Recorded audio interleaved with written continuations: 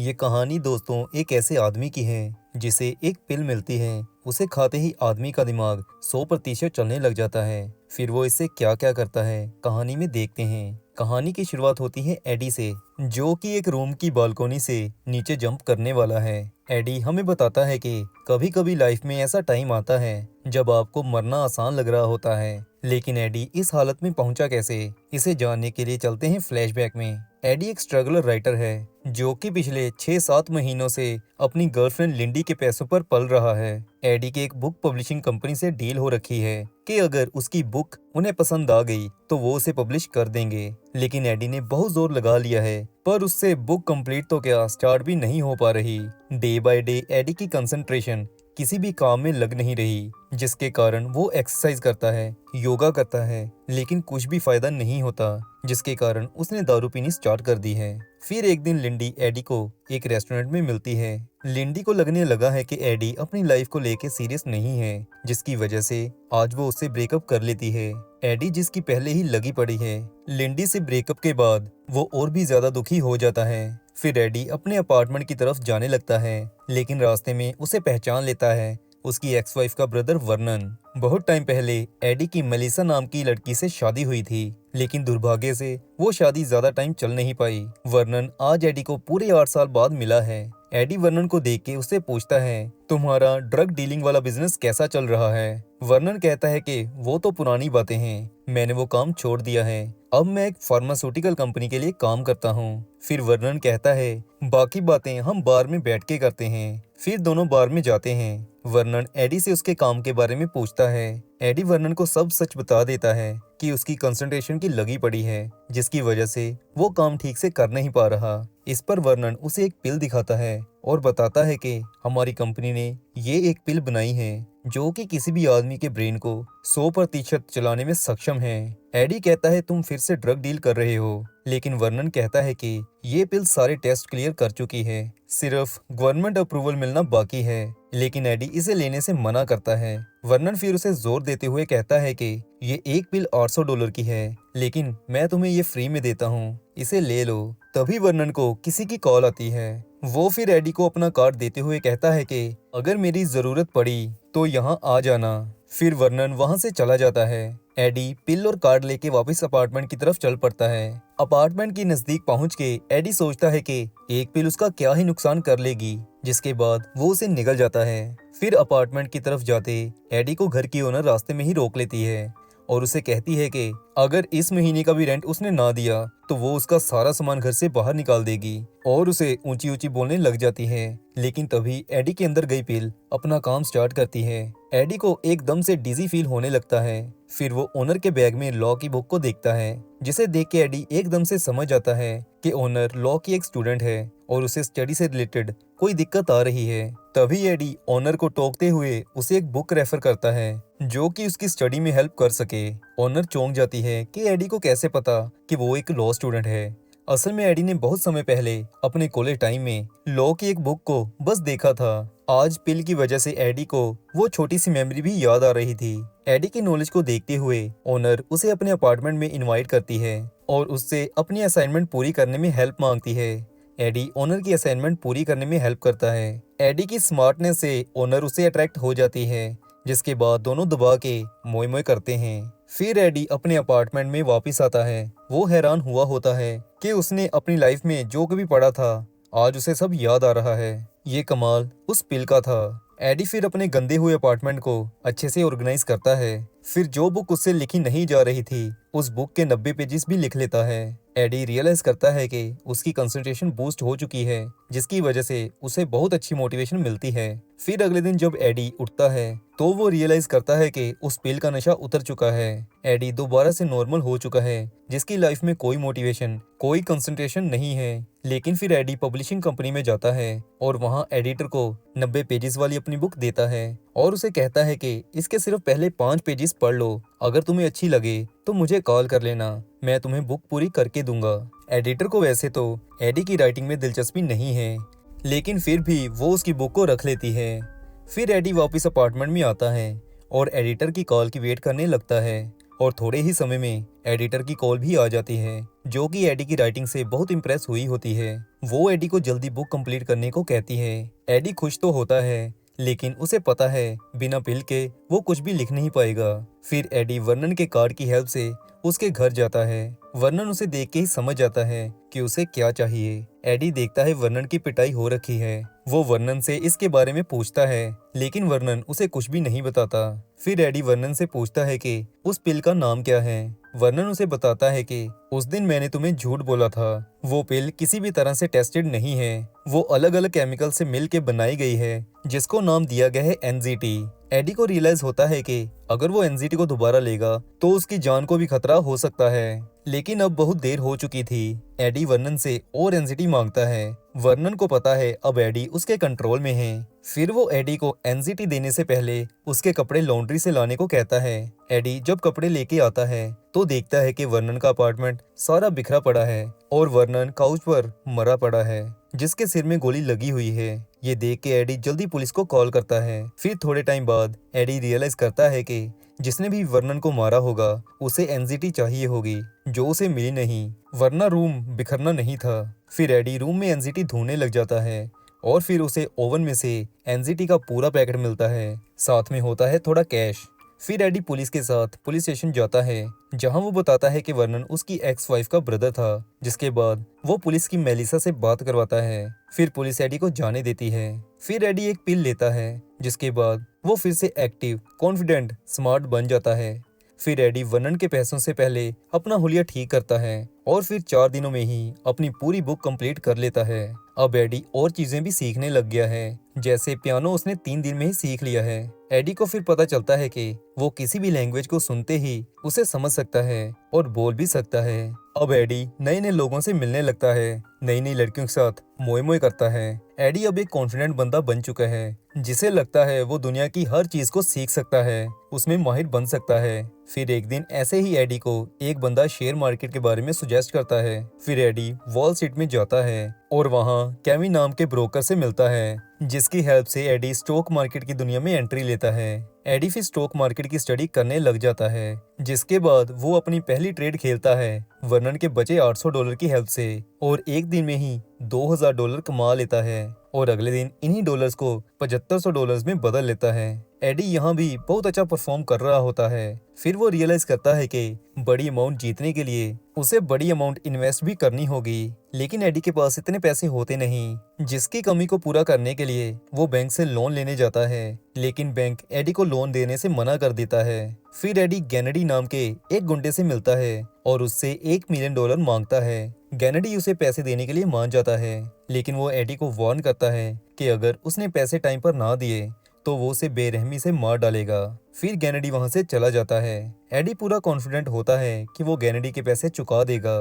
फिर AD stock broker बन जाता है और सिर्फ 1 हफ्ते में ही $2 मिलियन कमा लेता है, जिसकी जल्दी ही सारी वॉल स्ट्रीट में खबर फैल जाती है। फिर एक रात केविन एडी को कॉल करके बताता है कि उसे एक बहुत बड़े बिजनेस टाइकून मिलना चाहते हैं। उसी रात एडी लिंडी को दोबारा मिलता है। लिंडी एडी को इतना एनर्जेटिक, कॉन्फिडेंट देख के हैरान रह जाती है। एडी उसे अपनी सक्सेस के बारे में बताता है। डिनर के बाद एडी फिर लिंडी के साथ मोए मोए करता है। फिर दोनों दोबारा से डेट करना स्टार्ट करते हैं और रोज मोए मोए करते हैं। फिर एक दिन लिंडी एडी को कहती है कि वो दोबारा से उसके साथ पैचअप करना चाहती है। तभी एडी नोटिस करता है कि एक अजनबी उन पर नजर रख रहा है। फिर उस रात एडी लिंडी के अपार्टमेंट से बाहर देखता है कि वो अजनबी अभी भी उन पर नजर रख रहा है कि नहीं, लेकिन वो वहां नहीं होता। लिंडी फिर एडी को अपने पास बुलाती है, लेकिन तभी एडी को एंजाइटी का पहला साइड इफेक्ट हिट करता है। एडी एक ही पल में अपार्टमेंट से बाहर हॉल में पहुंच जाता है, जिसका उसे कुछ भी पता नहीं होता कि वो यहाँ कैसे आया। लिंडी एडी को कहती है कि अंदर आ जाओ, बाहर क्या कर रहे हो। फिर अगले दिन एडी की बिजनेस टाइकून से मीटिंग होती है। केविन मीटिंग को लेकर नर्वस होता है, लेकिन एडी पूरा कॉन्फिडेंट होता है एनजीटी की बदौलत। फिर आता है Karl Van Loan, Wall Street का बादशाह। कार्ल का पार्टनर एडी को एक फ्रीबी बोलता है, लेकिन फिर एडी कार्ल के साथ मैथमेटिकली बात करता है, जिससे कार्ल एडी से इम्प्रेस हो जाता है। फिर कार्ल एडी को उसके घर ड्रॉप करने जाता है। रास्ते में कार्ल उसे अपने कुछ कंपनीज को स्टडी करने को कहता है, जिनमें उसने पैसे लगाए होते हैं। एडी फिर कैलकुलेट करके कार्ल को किन किन कंपनी से ज्यादा बेनिफिट हो सकता है उसके बारे में बताता है। कार्ल एडी की स्टडी से इम्प्रेस हो जाता है और उसे एक मौका देता है इन कंपनीज के साथ डील करने के लिए। इसके बाद एडी अपने घर के नज़दीक उतर जाता है। एडी घर नहीं जाता और अपनी नॉलेज को इंक्रीज करने के लिए शहर में घूमता है, लेकिन इसी बीच उसे दोबारा से एनजीटी के साइड इफेक्ट्स दिखाई देते हैं। वो शहर के एक साइड पहुंचता है तो कभी शहर से बाहर। उसी रात एडी अलग अलग शहरों में पार्टीज करता है, अलग अलग लोगों से मिलता है। फिर वो एक मॉडल के साथ मोए मोए भी करता है, जिसका उसे कुछ भी याद नहीं होता। एडी फिर देखता है कि वो अजनबी बंदा उसकी तरफ आ रहा है, जिससे भाग के एडी दूसरे ही पल कुछ गुंडों के बीच घिरा होता है। वो सभी एडी पर हमला करते हैं। तभी एडी को टीवी में देखे ब्रूस ली के मूव्स याद आते हैं, जिनकी हेल्प से वो सभी गुंडों को धूल चटा देता है। फिर अगले ही पल एडी अपने आप को एक ब्रिज पर पाता है। एडी ने पिछले 18 घंटे में क्या किया, उसे कुछ भी याद नहीं होता। फिर एडी सुबह अलार्म की साउंड से उठता है तो वो अपने घर में होता है। उसे याद आता है आज कार्ल ने बहुत इंपॉर्टेंट मीटिंग रखी हुई है। एडी अब डरने लगा है कि अगर उसने फिर से एनजीटी ली तो शायद साइड इफेक्ट्स दोबारा शुरू हो जाएं, जिसकी वजह से आज एडी बिना एनजीटी लिए मीटिंग में चला जाता है। लेकिन वहाँ जब कार्ल एडी से टेक्निकल बातें करता है तो एडी को कुछ भी समझ नहीं लगती। एनजीटी के बिना एडी दोबारा से एक एवरेज इंसान बन गया था, जिसकी वजह से कार्ल एडी से डिसअपॉइंट होता है। लेकिन तभी एडी टीवी में देखता है कि पिछली रात किसी ने एक मॉडल को उसके घर में मार डाला है। ये वही मॉडल थी जिसके साथ एडी ने दबा के मोए किया था। एडी रियलाइज करता है कि नशे की हालत में उसे एक मर्डर हो गया है। एडी का ये सोच के ही दम घुटने लगता है। वो होटल से बाहर आता है और उल्टी कर देता है। एडी फिर घर जाता है, जहां उसे एक्स वाइफ मेलिसा का फोन आता है। मेलिसा एडी से वर्नन के खूनियों के बारे में पूछ रही होती है। एडी उसे मिलने को कहता है। एनजीटी छोड़ने की वजह से एडी को बहुत ज्यादा साइड इफेक्ट्स का सामना करना पड़ता है। जैसे अब वो लंगड़ा के चलने लगता है, एडी वर्नन की डायरी से सभी नंबर्स पर कॉल करता है, लेकिन इन नंबर्स में ज्यादातर लोग मर चुके थे। मरने वालों को सिम्टम्स सेम थे, सिर दर्द, उल्टी आना, ठीक से चल ना पाना। एडी फिर से एक नंबर डायल करता है, लेकिन इस बार फोन उसके बगल में बैठे वही अजनबी को लगता है जो एडी को बहुत टाइम पहले से फॉलो कर रहा था। एडी रियलाइज करता है ये वही अजनबी आदमी है, जिसकी वजह से वो उससे भागता है। अजनबी उसका पीछा करने लगता है। फिर एडी मुश्किल से उसे चकमा देके वहां से सीधा मेलिसा से मिलता है। मेलिसा एडी को देख के ही बता देती है कि तुम भी एनजीटी ले रहे हो। एडी पूछता है कि इससे पीछा कैसे छुड़ाऊं। मेलिसा उसे बताती है कि उसने भी 2 साल पहले ये खाना स्टार्ट किया था। उसे भी अपने कैरियर में बहुत अच्छी प्रोग्रेस मिली थी, लेकिन बाद में उसे भी साइड इफेक्ट्स का सामना करना पड़ा था, जिसकी वजह से उसने ये खाना बंद कर दिया था। लेकिन आज 2 साल बाद भी उसका बहुत बुरे तरीके से सरदर्द होता है। वो एडी को कहती है कि तुमने बहुत देर कर दी है, अब तुम या तो जान से जाओगे या फिर तुम्हें एनजीटी कंटिन्यू रखनी होगी। इसके बाद एडी वापस अपने अपार्टमेंट आने लगता है, लेकिन गनाडी उसे पकड़ लेता है क्योंकि एडी ने उसके पैसे अभी तक वापस नहीं किए थे। तभी एडी एक आखिरी बची एनजीटी की गोली खाने लगता है, लेकिन वो नीचे गिर जाती है, जिसे गनाडी उठा लेता है और ड्रग समझ के खा जाता है। फिर एडी गनाडी को उसके पैसे वापस कर देता है, लेकिन एनजीटी का असर होता है और गनाडी का 40 साल से बंद पड़ा दिमाग काम करने लगता है। फिर वो एडी को धमकाता है कि ऐसी और गोलियां चाहिए, नहीं तो वो उसे मार डालेगा। इसके बाद एडी बुरी हालत में लिंडी के ऑफिस पहुंचता है, जहां वो लिंडी को एनजीटी के बारे में सब बता देता है। लिंडी ये सब सुन के शॉक हो जाती है, क्योंकि अभी तक वो सिर्फ एक बहरूपी एडी से डेट कर रही थी जो ड्रग्स का आदी है, लेकिन एडी उससे हेल्प मांगता है। एडी ने पहले ही लिंडी के घर एनजीटी छुपाई हुई थी। फिर वो लिंडी को एनजीटी की गोलियां लाने भेजता है। फिर लिंडी घर से एनजीटी का पैकेट उठा के वापस आने लगती है, लेकिन रास्ते में वो अजनबी लिंडी के पीछे पड़ जाता है। लिंडी एडी को फोन करके उसके बारे में बताती है। एडी उसे अपनी जान बचाने के लिए वहां से भागने को कहता है। लिंडी भाग के एक पार्क में छुपती है, जहां से भाग पाना अब मुश्किल था। लिंडी डरी हुई होती है। वो एडी को कॉल करके सिचुएशन समझाती है। एडी फिर उसे एक गोली खाने को कहता है। फिर लिंडी एक गोली खा लेती है, जिसके बाद उसे अजनबी से बचने का रास्ता मिलता है। फिर वो पार्क में स्केटिंग कर रहे एक बच्चे को उठा के उसके स्केट से अजनबी को जख्मी कर देती है। फिर लिंडी वापस आती है और एडी को पिल्स देते हुए कहती है कि ये पिल्स बहुत गलत हैं, ये इंसान को जानवर बना देती हैं। एडी लिंडी से प्रॉमिस करता है इसका क्योर मिलते ही वो इन पिल्स को खाना बंद कर देगा। तभी एडी विंडो से बाहर झांकता है तो गेनाडी उस पर नजर टिकाए खड़ा होता है। फिर एडी उसके पास आता है। गेनाडी उससे और पिल्स मांगता है। फिर एडी उसे थोड़ी पिल्स दे देता है, लेकिन वो समझ चुका होता है कि गेनाडी उसका पीछा नहीं छोड़ने वाला, जिसकी वजह से वो अपने लिए 2 बॉडीगार्ड हायर कर लेता है, जिन्हें वो कहता है कि वो हमेशा उससे 4 कदम की दूरी पर रहेंगे। फिर एडी कार्ल के पास जाता है और उस दिन मीटिंग से भागने के लिए माफी मांगता है। साथ में एडी ने कार्ल के लिए कंपनी सिलेक्ट की होती हैं, जिनमें वो पैसा लगा सके, जिसे देख के कार्ल एडी को माफ कर देता है। फिर एडी वुल्फ स्ट्रीट की सबसे बड़ी डील करवाता है कार्ल और हैंक एटवुड के बीच। अब एडी समझ चुका होता है अगर वो अपने आप को अल्कोहल से दूर रखे, बॉडी को हाइड्रेटेड रखे और पिल्स की डोसेज को सीमित कर दे तो उसे पिल्स के साइड इफेक्ट्स नहीं होंगे। एडी फिर अपने लिए स्पेशल सूट्स तैयार करवाता है जिनमें कई तरह की सीक्रेट पॉकेट्स होती हैं जिनमें वो एनजीटी पिल्स रख सके। फिर एडी एक लैब के डॉक्टर के साथ 2 मिलियन की डील करता है और उसे एनजीटी बनाने के लिए मना लेता है। फिर एक दिन एडी को होटल में एक डिटेक्टिव बताता है कि वो एक मॉडल के खून के लिए सस्पेक्ट किया गया है। फिर एडी न्यूयॉर्क के सबसे बड़े वकील को हायर करता है जो कि एडी की बेल करवा लेता है। बेल करवाने के बाद वकील एडी से सच पूछता है लेकिन एडी को भी उस रात क्या हुआ पता नहीं होता। फिर एडी कार्ल के साथ एटवुड के पास जाता है। दोनों देखते हैं कि एटवुड की हालत ठीक नहीं है, वो 60 से ऊपर हो चुका है। उसकी इस हालत की वजह से कहीं उनकी डील कैंसिल ना हो जाए। उसी रात एडी अपने अपार्टमेंट में आता है तो देखता है कि यहाँ किसी ने एनजीटी ढूंढने की कोशिश की हुई है। एडी फिर महंगी बिल्डिंग में सबसे सेफेस्ट अपार्टमेंट बाय करता है जहाँ उसे एनजीटी चोरी होने का डर ना रहे।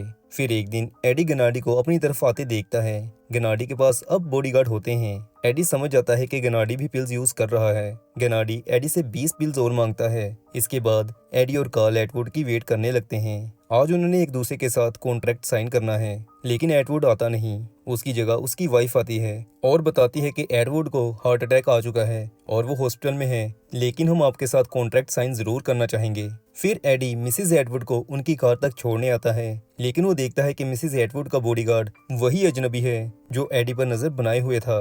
एडी समझ जाता है कि एटवुड ही उस पर नजर रख रहा था। इसके बाद एडी पुलिस स्टेशन जाता है और सस्पेक्ट की लाइन में खड़ा होता है। फिर वकील उसे कांग्रेट्स करते हुए कहता है कि तुम सस्पेक्ट नहीं हो। इसके बाद एडी कार्ल के ऑफिस जाता है जहां वो न्यूज़ सुनते हैं कि एटवुड कोमा में चला गया है। फिर एडी अपनी अगली पिल को लेने के लिए बाथरूम में जाता है लेकिन वो रियलाइज करता है कि उसकी पॉकेट में कोई भी पिल है ही नहीं। उसे याद नहीं होता कि किसने उसकी पिल्स चोरी की होंगी। अपने आप को संभाल के एडी ऑफिस में वापस आता है। तभी उसके लिए एक पार्सल आता है जिसमें उसके बॉडीगार्ड्स के कटे हुए हाथ होते हैं। एडी फिर घर वापस आता है और टीवी पर देखता है कि मिसिज एटवुड के साथ वही वकील है जो उसने हायर किया था। एडी समझ जाता है कि पिल्स चोरी करने वाला वकील ही था। तभी एडी कैमरा में देखता है कि गनाडी अपने आदमियों के साथ उसे मारने आ चुका है। एडी ने उसे पिल्स नहीं दी थी इसीलिए। अब एडी को पता है अगर गनाडी ने अपार्टमेंट का दरवाजा तोड़ लिया तो वो उसे बेरहमी से मार डालेगा। इससे अच्छा तो वो खुद ही बिल्डिंग से नीचे गिर के मर जाए। फिर आता है कहानी के स्टार्टिंग वाला सीन जहां एडी सुसाइड करने वाला होता है। एडी जंप करने लगता है लेकिन उसे याद आता है कि उसके अपार्टमेंट में अभी भी एक पिल पड़ी है। फिर वो जल्दी जाके पिल को निकालने लगता है लेकिन तभी गनाडी दरवाजा तोड़ के अंदर आ जाता है, जिसे देख के एडी की घबराहट से ही पिल हाथ से नीचे गिर जाती है। फिर गनाडी के आदमी एडी को पकड़ लेते हैं। गनाडी फिर एडी को अलग अलग तरह से हथियार दिखाता है जिससे वो उसे बेरहमी से मारने वाला है। मारने से पहले गनाडी एक एनजीटी पिल को लिक्विड फॉर्म में अपने अंदर इंजेक्ट करता है और अपने आदमियों को पिल्स ढूंढने को कहता है। तभी एडी एक चाकू लेता है और गनाडी के पेट में घुसा देता है। गनाडी वहीं मारा जाता है। अब एडी को पता है कि गनाडी ने पिल ले रखी थी। फिर वो गनाडी से बह रहे खून को पी जाता है जिससे एडी के अंदर एनजीटी चला जाता है, जिससे वो दोबारा एक्टिव हो जाता है। फिर वो गनाडी के आदमियों को भी मार डालता है। इसके बाद दिखाते हैं कि एटवुड मर चुका है। एडी फिर उसके बॉडीगार्ड के पास आके कहता है कि वकील ने मुझसे एनजीटी तो चोरी कर ली थी लेकिन तुम्हारा बॉस फिर भी बच क्यों नहीं पाया। ये सुन के बॉडीगार्ड एडी के साथ वकील के घर जाता है। एडी को एनजीटी वकील की अलमीरा से मिलती है। उसने पिल्स एटवुड को दिए ही नहीं थे। इसके बाद कई सालों बाद हम देखते हैं कि एडी गवर्नर के लिए इलेक्शंस लड़ने वाला है। एडी को एक वर्कर बताता है कि उसे एक फार्मास्यूटिकल कंपनी का मालिक मिलने आया है। एडी देखता है ये तो कार्ल है। कार्ल बताता है कि उसने वॉल स्ट्रीट छोड़ दिया है, अब वो फार्मा कंपनी रन करता है। कार्ल आज एडी को बताने आया होता है कि उसे एनजीटी के बारे में पता चल चुका है और वो उसकी लेबोरेटरीज को बंद करवा सकता है, पर वो चुप रहेगा अगर एडी उसकी थोड़ी हेल्प कर दे। लेकिन एडी कार्ल की हेल्प करने से मना कर देता है। जब कार्ल वापस जाने लगता है तो एडी उसे बताता है कि उसने एनजीटी कब की लेनी छोड़ दी है। उसने बहुत टाइम पहले से ही एनजीटी के रिफाइंड रूप को लेना शुरू कर दिया था, जिससे वो बिना साइड इफेक्ट्स के एनजीटी को छोड़ने में सक्सेसफुल रहा। लेकिन एक साइड इफेक्ट एनजीटी का परमानेंट रह गया। उसका ब्रेन अभी भी 100% काम करता है। इसकी एग्जाम्पल वो होने वाले छोटे से एक्सीडेंट से देता है। फिर वो कार्ल के हार्ट पर हाथ रख के उसे बताता है कि तुम्हारे अंदर भी बहुत बीमारियां फैल रही हैं, जल्दी ही तुम मरने वाले हो। एडी अब एक इकलौता आदमी है जिसका दिमाग 100% काम करता है। इसी के साथ मूवी समाप्त हो जाती है। एक्सप्लेनेशन अगर अच्छी लगी हो तो चैनल सब्सक्राइब जरूर करिएगा।